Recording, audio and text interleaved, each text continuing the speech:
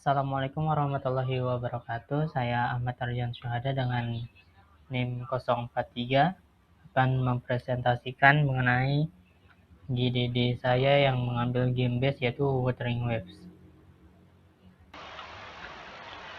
Baik, yang pertama kita akan membahas mengenai title page yaitu Wuthering Waves. Dan di sini game ini memiliki slogan yaitu To the City Set in Amber. Dengan studio game ini yaitu Kuro Games. Terakhir update-nya yaitu tanggal 20 November 2025. Konsep gamenya ini yaitu game action open world science fiction dengan tema pasca apokaliptik. Kita ini berperan sebagai rover yang lupa ingatan di dunia Solaris 3. Dunia ini hancur akibat bencana elemen. Dan di sini game ini memiliki genre action RPG open world dengan subgenre gacha. Jadi kita bisa melakukan gacha karakter dan senjata. Target audiensnya sendiri yaitu para remaja usia 12 tahun ke atas dan orang-orang yang menyukai action RPG open world, bahkan orang-orang yang menyukai gacha. Tampilan salah satu dunianya yaitu seperti ini, yaitu terlihat gelap dan suram. Selanjutnya yaitu kita akan membahas game flow. Yang pertama yaitu tentunya kita akan login dan melakukan atau menyelesaikan daily quest ini dan main quest. Ini itu diselesaikan untuk mendapatkan astrids, yaitu uang untuk melakukan gacha baik itu karakter maupun senjata. Selanjutnya tentu kita bisa menghabiskan wave plates, yaitu yang ini, untuk mendapatkan beberapa material baik itu XP, uang, bahkan senjata kecil untuk melakukan upgrade atau peningkatan karakter kita. Selanjutnya game ini kita bisa melakukan eksplorasi bebas dan melakukan eco farming. Eco farming ini yaitu kita melawan monster lalu menyerap kekuatan mereka sehingga kita dapat memiliki monster tersebut. Dan untuk yang akhir kita bisa menyelesaikan Tower of Adversity atau boss-boss mingguan lainnya. Secara look and feel, game ini mengusung visual anime science fiction bernuansa gelap seperti yang ada di gambar. Ini terdapat reruntuhan modern yang sudah bercampur dengan alam. Musiknya itu tenang dan akan menjadi rock atau beatnya naik ketika kita melawan musuh-musuh tertentu seperti boss misalnya. Ini tentunya untuk meningkatkan rasa atau ketegangan yang ada pada game ini. Selanjutnya kita akan membahas gameplaynya. Yang pertama yaitu mengenai tujuannya tentu memulihkan ingatan rover, yaitu karakter utama yang kehilangan ingatannya, di mana kita akan memulihkan ingatannya melalui menyelesaikan main quest atau misi-misi utama yang ada di sini misalnya. Yang dimana misi-misi utama ini akan memberikan kita rewards yang dapat kita gunakan untuk melakukan gacha atau bahkan menaikkan statistik karakter kita. Selanjutnya progression ini yaitu mengenai level-levelnya. Di game ini kita akan terpaku pada union level, yang dimana union level ini semakin tinggi union level ini akan meningkatkan kesulitan dari musuh-musuh kita dan akan meningkatkan rate, atau semakin tinggi levelnya semakin tinggi peluang kita mendapatkan material tingkat tinggi. Selain union level ini terdapat ada level karakter ini kita akan meningkatkannya sampai level 99. Di sini ada juga untuk meningkatkan skill, bahkan ada untuk meningkatkan senjata juga. Flow atau alur permainan ini misalnya untuk daily atau harian, kita dapat login lalu menyelesaikan daily activity kita. Setelah mendapatkan reward, maka kita dapat melanjutkan ke eksplorasi bebas atau bahkan menyelesaikan tantangan-tantangan tertentu, misalnya yaitu Tacit Field ini, yaitu kita dapat melawan monster berulang-ulang hingga wave breath kita habis atau energi kita habis. Secara eksplorasi, alur permainannya bisa melakukan eksplorasi bebas, lalu mencari beberapa peti atau bahkan objek-objek yang belum kita temukan, hingga mendapatkan beberapa hadiah dari penemuan objek-objek ini. Lalu kita dapat bertarung melawan Tacit Discord yang kemudian menyerap eco-nya atau mendapatkan monster tersebut sebagai kekuatan kita untuk meningkatkan karakter kita. Selanjutnya, secara alur utamanya, kita dapat menyelesaikan misi-misi utama, lalu menyelesaikan teka-teki yang ada di misi tersebut, hingga kita bertemu dengan bos utamanya, mengalahkannya, dan akhirnya kita akan mendapatkan reward atau hadiah, yang tentunya selain reward kita akan mendapatkan cerita-cerita atau lore-lore yang tersembunyi. Secara misi, di game ini terdapat 7 jenis misi, yaitu tutorial, main story, companion, exploration, daily, side, dan event. Yang main story adalah tentunya yang utama. Companion ini adalah cerita masing-masing karakter atau resonator. Exploration ini misi-misi untuk mengelilingi sekitar dunia kita dan lain-lainnya. Secara tantangan di sini ada 7 juga, yang dimana 7 ini sama-sama bertujuan untuk memberikan kita material-material tertentu, baik itu untuk meningkatkan karakter kita, senjata, bahkan meningkatkan eco atau monster yang telah kita peroleh. Dan di sini juga terdapat berbagai macam puzzle. Misalnya ini di sini kita puzzle-nya yaitu menghubungkan cahaya-cahaya atau laser-laser untuk mendapatkan chest ini. Di sini ada puzzle yang dimana kita harus memukul atau memindahkan barang dengan memukulnya. Di sini ada juga untuk menghubungkan sesuai warnanya juga. Dan ini ada juga yang cara menyelesaikannya yaitu dengan memenuhi kotak-kotak ini dengan cara-cara yang unik. Selanjutnya yaitu mengenai mekanik game ini. Secara aturan, ada aturan eksplisit, yaitu pemain mengendalikan satu resonator dan bebas menukar 3 karakter dalam game. Di game ini terdapat basic attack, heavy attack, resonance skill, resonance liberation atau ultimate-nya, dan terdapat eco. Di sini juga kita bisa melakukan dodge atau bahkan parry. Dan di sini juga ada melakukan penyerapan eco. Pemain memiliki alat mobilitas seperti glider, grappling hook, dan kemampuan wall running untuk eksplorasi cepat. Di sini kita dapat mengakses grappling hook, bahkan glider di tombol yang berbentuk mata ini. Selanjutnya yaitu implicit. Parry yang sukses akan mengurangi vibration strength. Vibration strength itu darah putih musuh atau perlindungan musuh, yang dimana ketika darah putih ini habis, maka musuhnya akan menerima damage yang lebih besar dan bahkan mengalami stun. Stamina dodge itu penting karena ketika terlalu sering dan habis, maka kita tidak dapat melakukan dodge. Dan terdapat juga eco yang membantu kita mobilitas, jadi tidak hanya membantu menyerang, namun bisa membantu kita bergerak menggunakan motor. Dan kita dapat menggunakan gadget sensor untuk menemukan beberapa objek tersembunyi di sini. Misalnya ada hologram manusia. Selanjutnya yaitu mengenai model semesta ini. Semesta game ini tentunya berlangsung di dunia Solaris 3 yang hancur akibat bencana Lament. Di sini kita bertarung melawan Tacit Discord, menjelajahi dunia-dunia yang science fiction dan aneh ini.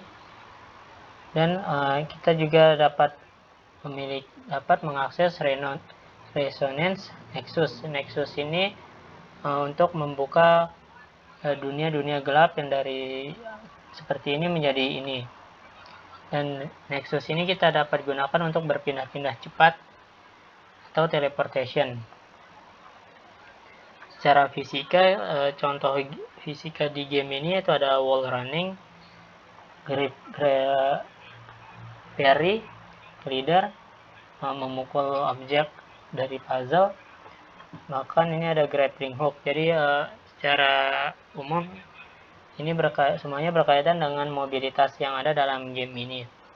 Misalnya di sini itu ada melibatkan gaya kinetik, gaya tarik, gaya Newton, aksi reaksi, dan berbagai macam ilmu fisika lainnya. Secara ekonomi di game ini, yang pertama, yang utama yaitu sell credit. Sell credit ini digunakan untuk berbelanja di dalam game ini. Berbelanja di sini maksudnya itu dengan NPC dan untuk meningkatkan senjata-senjata karakter kita. Bahkan meningkatkan karakter kita menggunakan sell credit ini. Selanjutnya asteroid. Asteroid ini digunakan untuk melakukan gacha, baik itu gacha karakter maupun gacha senjata. Caranya yaitu dengan nanti kita akan membeli Radiant Tide dan Lustros Tide. Yang keduanya adalah digunakan untuk melakukan gacha karakter tadi. Oscillate Coral dan Afterglow Coral ini digunakan untuk menukarkan beberapa material-material penting untuk meningkatkan karakter, dan bahkan bisa untuk ditukarkan untuk mendapatkan Lustros maupun Radiant Tide yang digunakan untuk gacha. Coral juga dapat digunakan untuk menukarkan Forging Tide. Forging Tide ini digunakan untuk melakukan gacha senjata atau weapon. Secara gerak karakter dilihat dari sisi eksplorasi, di sini tuh kita dapat melakukan sprint yang tidak mengambil stamina kita, jadi kita bebas sprint. Kita dapat memanjat tembok, berenang, glide, wall run, bahkan grappling hook. Dan di sini ada contohnya walk. Dan secara combat atau pertarungan, geraknya itu contohnya di sini ada dodge, yaitu ketika ada serangan dan kita menghindar maka muncul slow motion yang menghindar seperti ini. Dan di sini ada combat untuk contoh basic attack, heavy attack, resonance skill, dan resonance liberation. Di sini juga ada gerak karakter terbang yang mengikuti arah angin. Ini juga ada contoh karakter berlari. Untuk objek, sini terdapat interaksi dengan objek. Yang pertama yaitu levitate. Levitate ini yaitu kita mengangkat objek dan melemparkannya atau melepaskannya. Dan di sini interaksi objek dengan eco, misalnya eco absorb atau menyerap eco. Dan di sini terdapat objek-objek di dunia seperti tanaman-tanaman ini yang dapat kita ambil dengan mengklik atau menekan tombol F. Dan di sini juga terdapat beberapa item atau item-item misi utama, misalnya yang kita dapatkan secara otomatis. Ya, misalnya juga ada chest. Jadi ketika kita membuka chest tersebut, maka otomatis kita akan mendapatkan item yang ada. Selanjutnya itu combat conflict. Secara combat di sini ada basic attack, heavy attack, resonance skill, liberation, sweep, dodge, dan lain-lain. Di sini contohnya itu ada intro atau outro skill, yang dimana serangan yang terjadi ketika kita mengganti karakter kita secara tepat waktu. Selanjutnya yaitu parry. Parry ini serangan yang dilakukan ketika terdapat kilatan kuning yang berbentuk lingkaran pada musuh, dan ketika kita menyerangnya saat itu juga maka darah putihnya akan berkurang secara drastis. Selanjutnya ada eco. Eco ini ketika kita menekan tombol eco, terdapat perubahan karakter menjadi monster yang telah kita terima.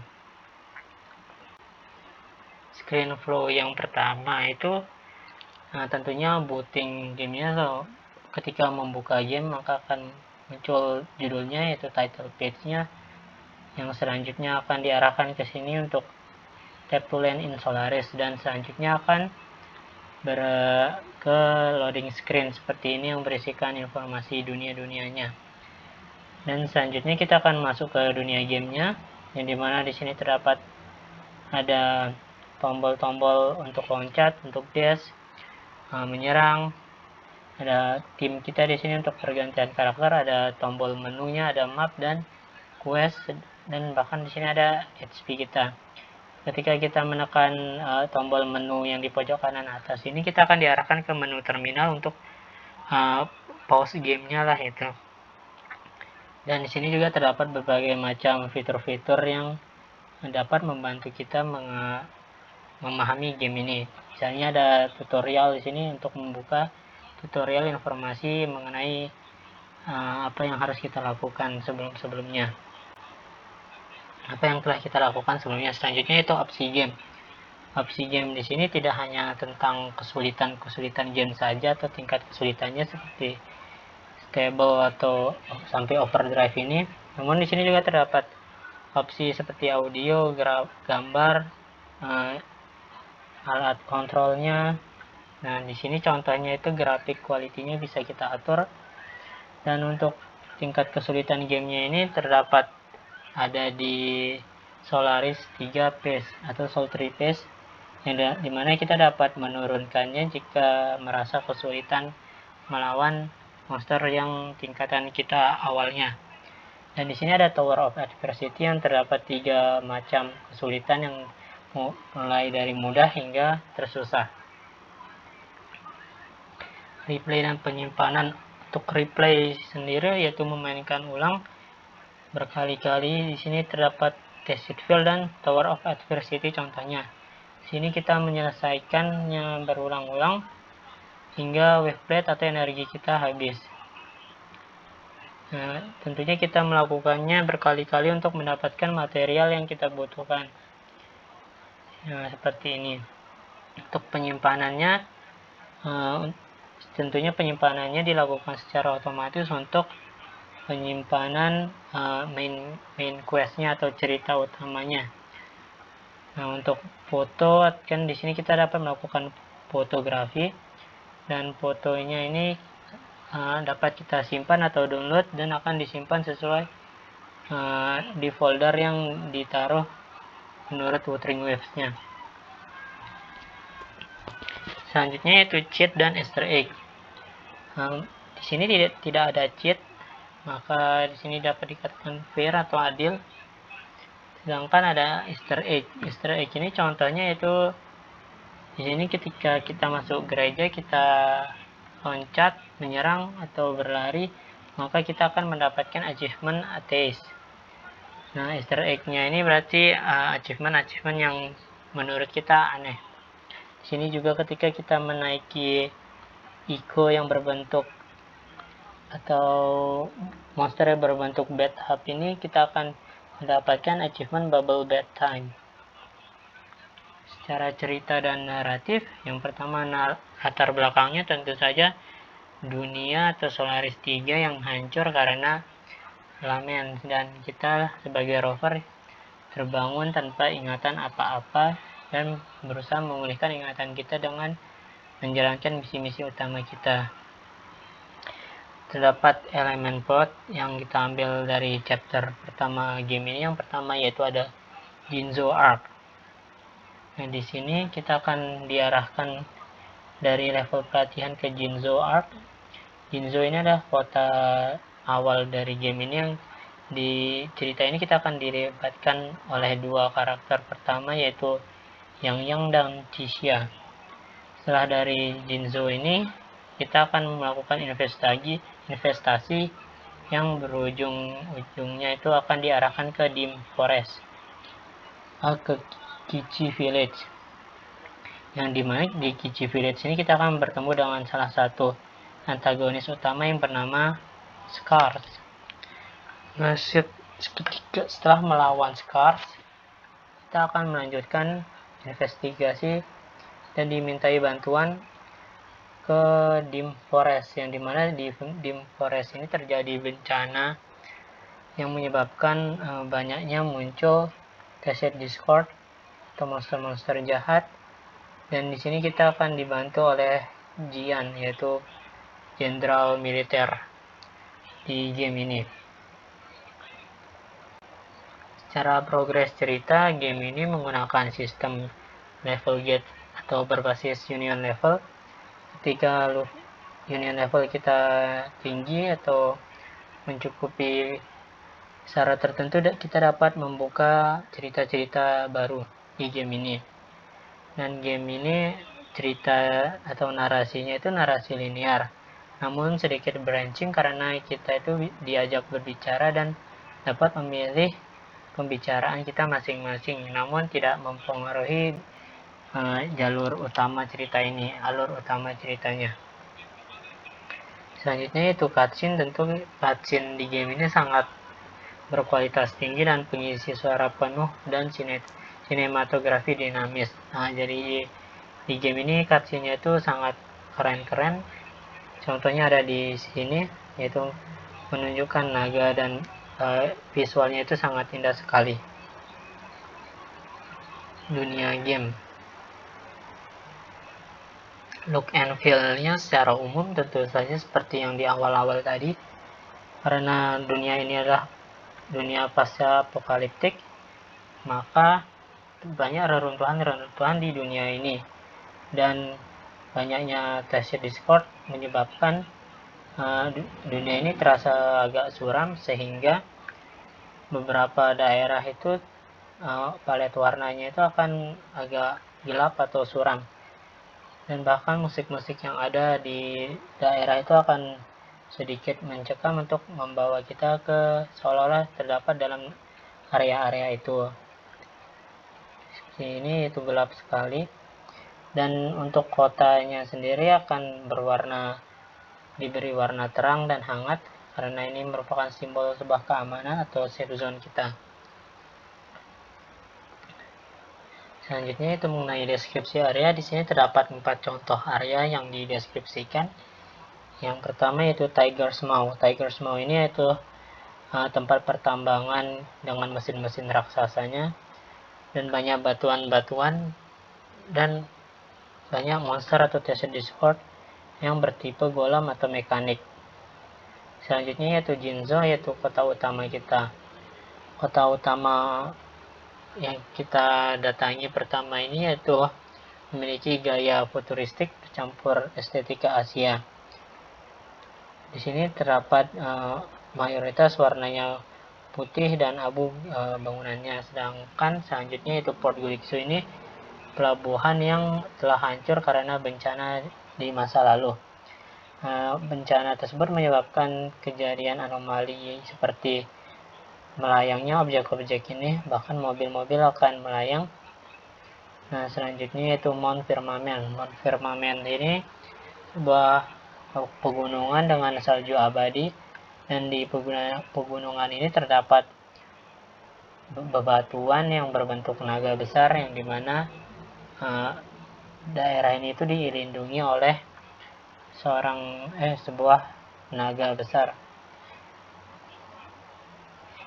Bentuk desa-desanya itu di sini arsitekturnya itu sedikit tradisional Asia gitu, seperti Cina. Selanjutnya Tiger's Maw ini dipakai di level apa? Di sini semuanya itu dipakai di chapter 1.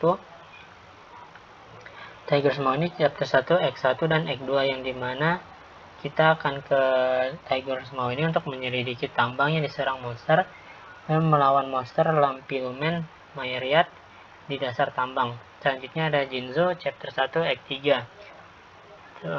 Sejak awal main kita akan diarahkan ke Jinzo ini untuk diperkenalkan dengan beberapa karakter-karakter utama, karakter-karakter resonator lainnya.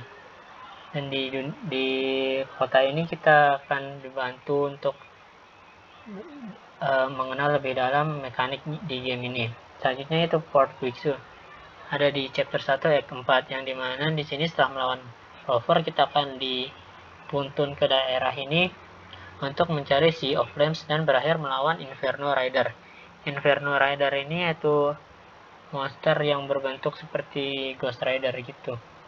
Selanjutnya yaitu Mount Firmament, yaitu chapter 1 ayat 7.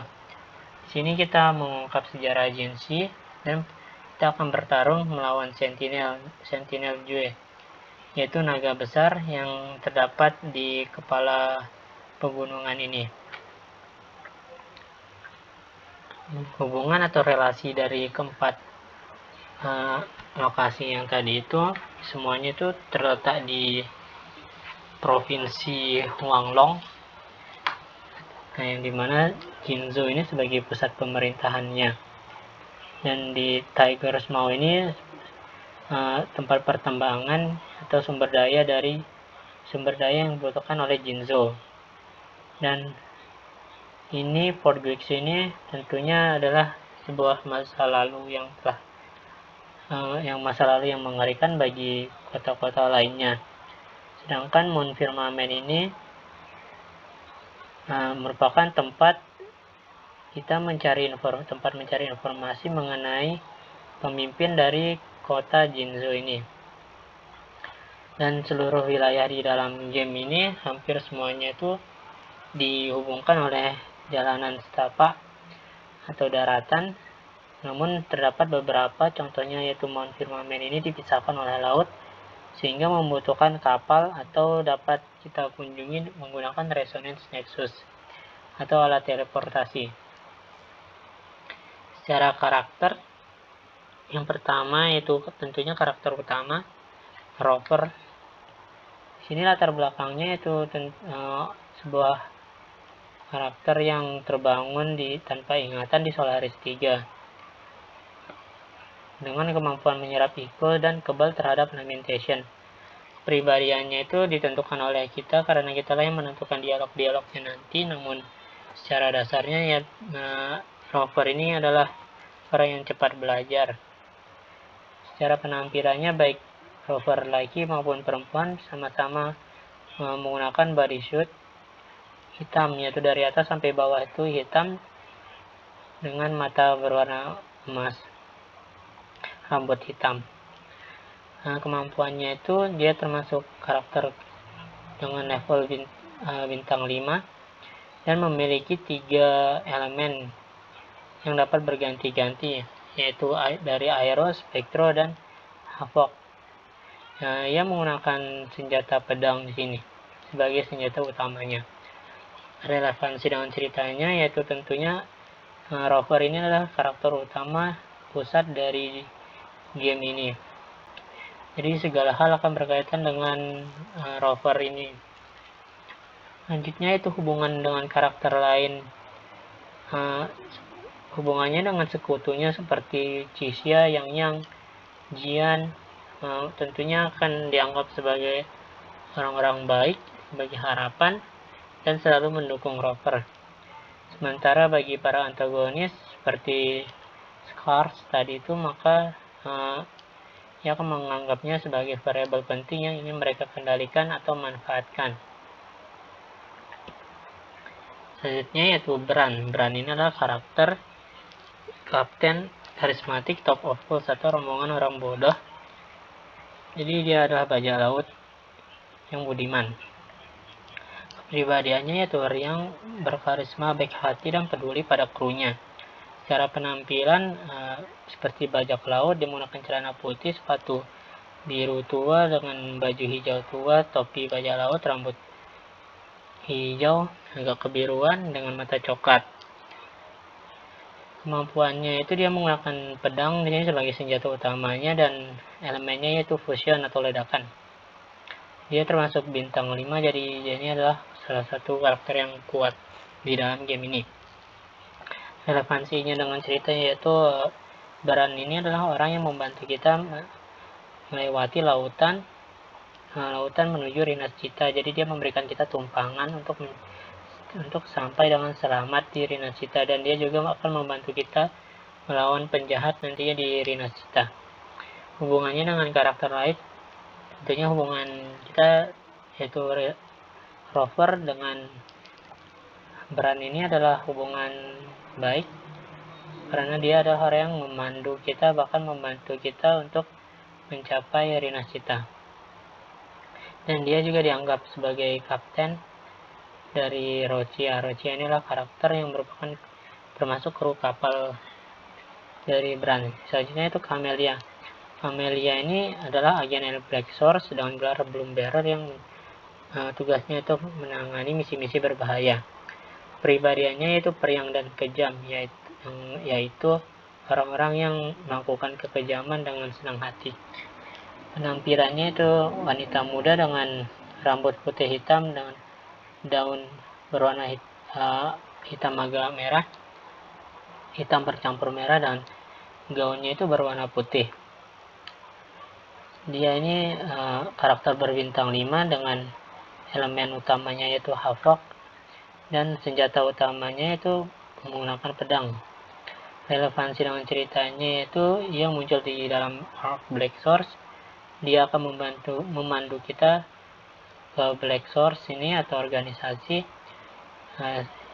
untuk menemui The Storekeeper atau pemimpin dari Black Source.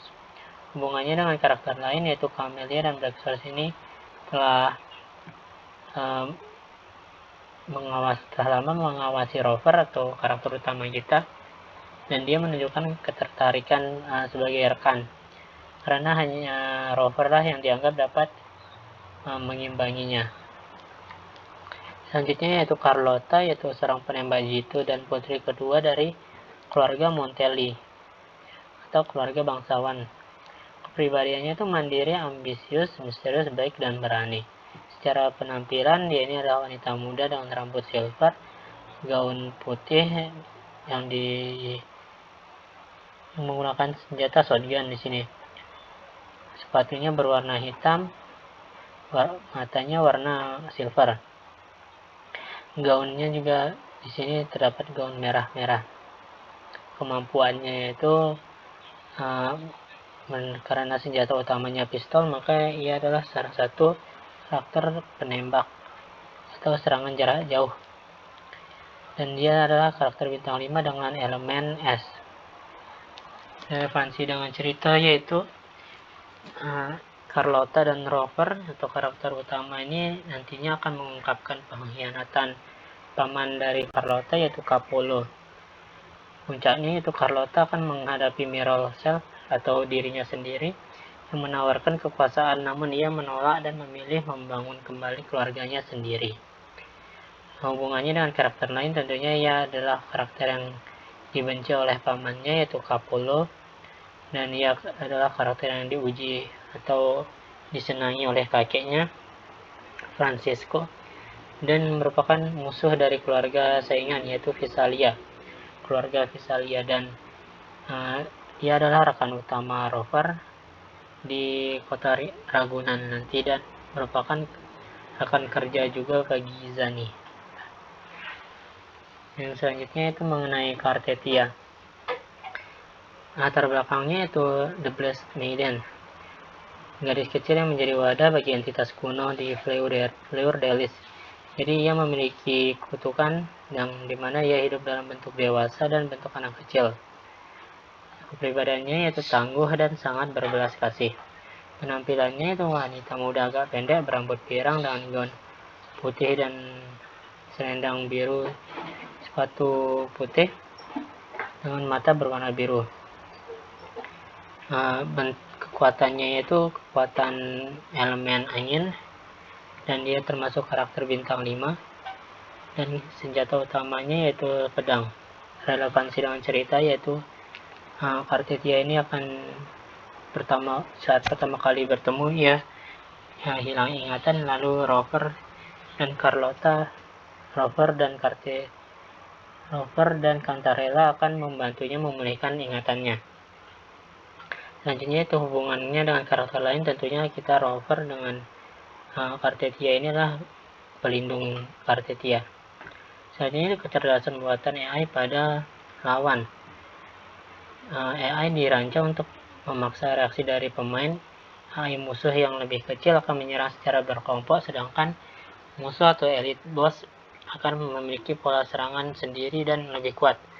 Tanda-tanda serangannya itu misalnya serangan normal maka dapat dihindari dengan dodge. Saat ada kilatan kuning ini berarti dapat kita parry, sedangkan saat serangan area merah maka seharusnya dihindari karena tidak dapat diserang balik. Atau area merah ini adalah serangan mutlak. HP boss ketika HP boss akan habis maka terkadang beberapa boss itu berubah mode menjadi lebih ganas dan menjadi jahat, sangat jahat. Karakter non tempur di dalam game ini yaitu karakter NPC yang membantu kita untuk meningkatkan karakter kita lah. Misalnya di sini ada koki yang memberikan kita makanan atau membantu kita memasak untuk meningkatkan statistik kita secara sementara. Weapon untuk membeli material-material senjata, klinik dan farmasi untuk memberikan obat-obat untuk memulihkan HP kita. Di sini ada ore ini yaitu untuk sumber daya seperti bebatuan, basket untuk mengantar barang, souvenir untuk membeli souvenir. Selanjutnya ada ingredients ini untuk membeli bahan-bahan mentah untuk masak, dan ada quest ini ada daily quest yang akan memberikan kita reward jika menyelesaikannya. Level, masuk ke level. Di sini ada level pelatihan. Level pelatihan ini kita akan dibangunkan dan bertemu dengan dua orang yaitu Yang dan Jisha. Yang dan Jisha ini akan membantu kita menguasai karakter kita, baik itu secara mekanik dan cara geraknya lah. Dan selanjutnya kita akan dipertemukan dengan Desert Discord bernama Crownless. Nah, dia adalah monster yang kita lawan pertama kali, sehingga kita dapat mengetahui cara bertarung yang baik. Untuk per levelnya yaitu contohnya itu chapter 1. Setelah tiba di Jinzo, nanti kita akan diperkenalkan dengan Pioneer Association dan Midnight Rangers, dan kemudian kita akan pergi ke Dim Forest ini contohnya, yang ditemani dengan ketiga karakter ini. Nah, kita ke Dim Forest ini untuk melakukan investasi dan menghadapi Trinodian atau bos besar. Untuk pengantar dari chapter 1 ini yaitu tentunya kita akan diperkenalkan dengan mekanik kota Jinzo ini, misalnya ada weapon, ada blacksmith, ada ingredients, ada farmasi, dan ada berbagai macam vendor-vendor lainnya. Dan di sini juga kita akan diperlihatkan Resonance Nexus untuk membuka peta-peta dunia tadi dan untuk melakukan teleportasi.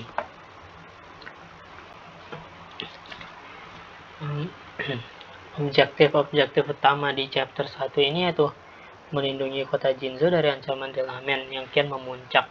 Contohnya itu yang tadi ada di Dim Forest, yaitu kita akan membantu Jian untuk melawan banyak Desert Discord seperti yang ada di gambar ini.